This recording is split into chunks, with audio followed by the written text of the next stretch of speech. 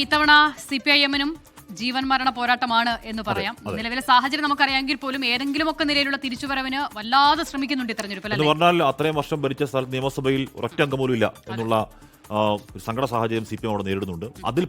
അതിലൊരു പരിഹാരം ഇക്കുന്നുണ്ട്. അധികാരം പിടിക്കുന്നൊന്നുമില്ല എന്ന അവകാശവാദങ്ങളൊന്നും ഇല്ലെങ്കിലും അവിടെ പശ്ചിമ ബംഗാളിൽ സീറ്റുകൾ അവിടെ പ്രാതിനിധ്യം ഉണ്ടാകുമെന്ന പ്രതീക്ഷ. മാത്രമല്ല ഈ തെരഞ്ഞെടുപ്പിൽ പലയിടങ്ങളിലും ഈ പ്രചാരണത്തിനടക്കം വലിയ പൈസയൊന്നും ഇല്ലാതെ സ്ഥാനാർത്ഥികൾ മണ്ഡലങ്ങളിലുടനീളം നടന്നൊക്കെ പ്രചാരണം നടത്തുന്ന കാഴ്ചയൊക്കെ കണ്ടിരുന്നു. എന്തായാലും വലിയ ആത്മവിശ്വാസം ഉണ്ട്. നോക്കാം MA ബേബിയുടെ ഒരു പ്രതികരണം ഉണ്ടല്ലേ. തെരഞ്ഞെടുപ്പ് നടക്കുമ്പോൾ ഞങ്ങൾ ജയിക്കും എന്ന് പറയാനാണ് സാധാരണഗതിയിൽ ആരും ഒരുമ്പെടുക. പക്ഷേ CPIM-ന്റെ ഒരു പ്രതീതി എന്നുള്ള തരത്തിൽ അങ്ങനെ ഒരു തെറ്റായ അവകാശവാദം ഞാൻ ഒരിക്കലും മുഴക്കിയില്ല.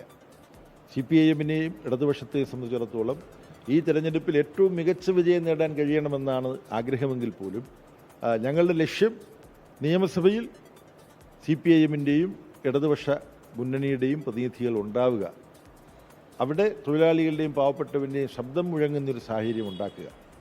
അതിനാണ് ഞങ്ങൾ ഊന്നൽ കൊടുക്കുന്നത്. 34 വർഷം തുടർച്ചയായിട്ട് ഇവിടെ സംസ്ഥാന ഭരണത്തിലിരുന്നു. മായ്ച്ചു കളയാൻ കഴിയാത്ത നേട്ടങ്ങൾ ആ ഭരണകാലത്തുണ്ടായിട്ടുണ്ട്. ജനങ്ങളോട് ഞങ്ങൾ പറയാൻ ശ്രമിക്കുന്നത്, നമ്മളുണ്ടാക്കിയ ഇടതുമുന്നണി ഗവൺമെൻറ് ഇവിടെ ഉണ്ടാക്കിയ നേട്ടം നിങ്ങൾ മറക്കരുത്. ഞങ്ങളുടെ കയ്യിൽ നിന്ന് ചില തെറ്റുകുറ്റങ്ങൾ പറ്റിപ്പോയിട്ടുണ്ട്.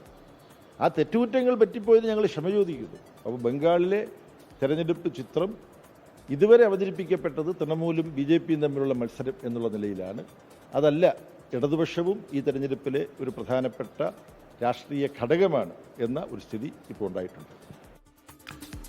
ശ്രീനാഥ് ചന്ദ്രൻ തുടരുന്നുണ്ട്. ശ്രീനാഥ്, അവിടെ ഭരിച്ച അത്രയും ദീർഘവർഷങ്ങൾ ഭരിച്ചിരുന്ന ചുവപ്പുകോട്ട എന്ന് പറഞ്ഞെടുത്ത ഒരൊറ്റ MLA പോലും ഇല്ലാത്ത ഒരു വല്ലാത്ത സാഹചര്യം അവിടെയുണ്ട്. അപ്പോൾ ഇക്കുറി പ്രാതിനിധ്യം ഉറപ്പിക്കാൻ CPM കഷ്ടപ്പെട്ട് പണിയെടുത്തിട്ടുണ്ട്. CPM കേഡർ ഗ്രൗണ്ടിൽ ഒരുപാട് അധ്വാനിച്ചിട്ടുണ്ട്. അത് ഫലം കാണും എന്ന് തന്നെയാണ് MA ബേബിയുടെ പ്രതീക്ഷ. തീർച്ചയായും MA ബേബി പറയുന്നത് ഗ്രാമീണ മേഖലകളിൽ ആ അഭിമുഖത്തിന്റെ പൂർണ്ണരൂപത്തിൽ അദ്ദേഹം പറയുന്നുണ്ട്. ഈ ഗ്രാമീണ മേഖലകളിൽ ഇപ്പോഴും പാർട്ടിക്ക് ശക്തിയുണ്ട്. മാത്രമല്ല ഒരു പുതിയ തലമുറ വളർന്നു വരുന്നുണ്ട്, ഒരു പുതിയ തലമുറ നേതാക്കളുണ്ട്, അവർ കാര്യമായി പണിയെടുക്കുന്നുണ്ട്. അങ്ങനെ ഒരു ചെറിയ കുതിപ്പെങ്കിലും നടത്താൻ കഴിയുമെന്നുള്ള പ്രതീക്ഷയാണ് അദ്ദേഹം ഇപ്പോൾ പങ്കുവെക്കുന്നത്. യാഥാർത്ഥ്യബോധത്തോടെയുള്ള പ്രതികരണമാണ് ഒരു പരിധിവരെ അദ്ദേഹത്തിന്റെ ഭാഗത്തു നിന്നുള്ളത്. ഇപ്പോൾ ഒരു സീറ്റ് പോലും ഇല്ല. അതുകൊണ്ട് ഒരു വലിയ നേട്ടം ഉണ്ടാക്കാൻ കഴിയുമെന്ന പ്രതീക്ഷ CPM-ന് ഈ തെരഞ്ഞെടുപ്പിൽ ഇല്ല എന്ന് അദ്ദേഹം കൃത്യമായി തന്നെ പറയുന്നുണ്ട്. അതിനപ്പുറത്തേക്ക് നിയമസഭയിൽ ഒരു പ്രാതിനിധ്യം ഉറപ്പാക്കുക എന്നതാണ് CPM-നെ സംബന്ധിച്ചിടത്തോളം ഈ തെരഞ്ഞെടുപ്പിലെ പ്രധാനപ്പെട്ട ഒരു ലക്ഷ്യം. മാത്രമല്ല കഴിഞ്ഞ കാലങ്ങളിൽ നടന്നുപോയ സംഭവങ്ങളിൽ അദ്ദേഹം അത് തെറ്റുപറ്റിയെന്ന് അദ്ദേഹം തന്നെ പറയുന്നു. മാത്രമല്ല ഇപ്പോൾ നമ്മൾ നിൽക്കുന്നത് നന്ദിഗ്രാമിലാണ്. നന്ദിഗ്രാമിലടക്കം ഉണ്ടായ കാര്യങ്ങൾ, ഭൂമി ഏറ്റെടുക്കലുമായി ബന്ധപ്പെട്ട നടപടികൾ അത് ശരിയായിരുന്നില്ല എന്ന് ഇപ്പോൾ ഞങ്ങൾ മനസ്സിലാക്കുന്നുണ്ട്. അതിൽ ജനങ്ങളോട് ക്ഷമ ചോദിക്കുന്നു.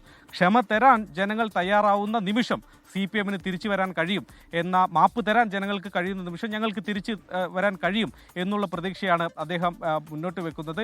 കണക്കുകൾ പരിശോധിക്കുമ്പോൾ കഴിഞ്ഞ കാലങ്ങളിൽ വോട്ട് ശതമാനത്തിൽ വലിയ ഇടിവ്, കഴിഞ്ഞ തെരഞ്ഞെടുപ്പ് ഏതാണ്ട് 5% താഴേക്ക് വോട്ട് ശതമാനത്തിൽ എത്തിയതാണ്. ഒരു MLA പോലും ഇല്ലാതിരിക്കുന്നു. പ്രധാനപ്പെട്ട നേതാക്കൾ 2000 ലക്ഷം പടിപടിയായി പാർട്ടിയിൽ നിന്ന് പിന്മാറി. ജ്യോതി ബസുവിനെയും ബുദ്ധദേവ് ഭട്ടാചാര്യയെ പോലെയുള്ള തലയെടുപ്പുള്ള നേതാക്കളില്ല. ഇതൊക്കെ യാഥാർത്ഥ്യമാണെങ്കിലും അതിനെയൊക്കെ മറികടക്കാൻ മീനാക്ഷി മുഖർജിയെ പോലെ, ശ്രീജൻ ഭട്ടാചാര്യയെ പോലെ ഉള്ള ഗംഭീര നേതാക്കൾ ഉണ്ട് കേട്ടോ. അവരൊക്കെ വലിയ ക്രൗഡ് പുള്ളേഴ്സായി മാറുന്നുണ്ട് അവിടെ. തീർച്ചയായും ഈ ഞാൻ പറഞ്ഞ നേതാക്കളോടൊപ്പം ആ കാലത്ത് പ്രവർത്തിച്ച ചില നേതാക്കളുണ്ട്. അവർ കുഞ്ഞുങ്ങളെ പോലെ കൈ പിടിച്ച് നടത്താൻ കുട്ടികളെ പഠിപ്പിക്കുന്നത് പോലെ ഞങ്ങൾ പുതിയൊരു ലീഡർഷിപ്പിനെ, ആ വാക്ക് അങ്ങനെ തന്നെയാണ് അദ്ദേഹം ഉപയോഗിച്ച വാക്ക്, അങ്ങനെ കൈപിടിച്ച് വളർത്തിക്കൊണ്ടുവരാനുള്ള ശ്രമം ഞങ്ങൾ നടത്തുന്നുണ്ട്. അങ്ങനെ ഒരു പുതിയ തലമുറയെ കൂടി ഉണ്ടാക്കുന്നു. വലിയ നേതാക്കൾ എന്ന് പറയുന്നത് കാലഘട്ടത്തിന്റെ സൃഷ്ടിയാണ്. അവരൊക്കെ സ്വാതന്ത്ര്യ സമരം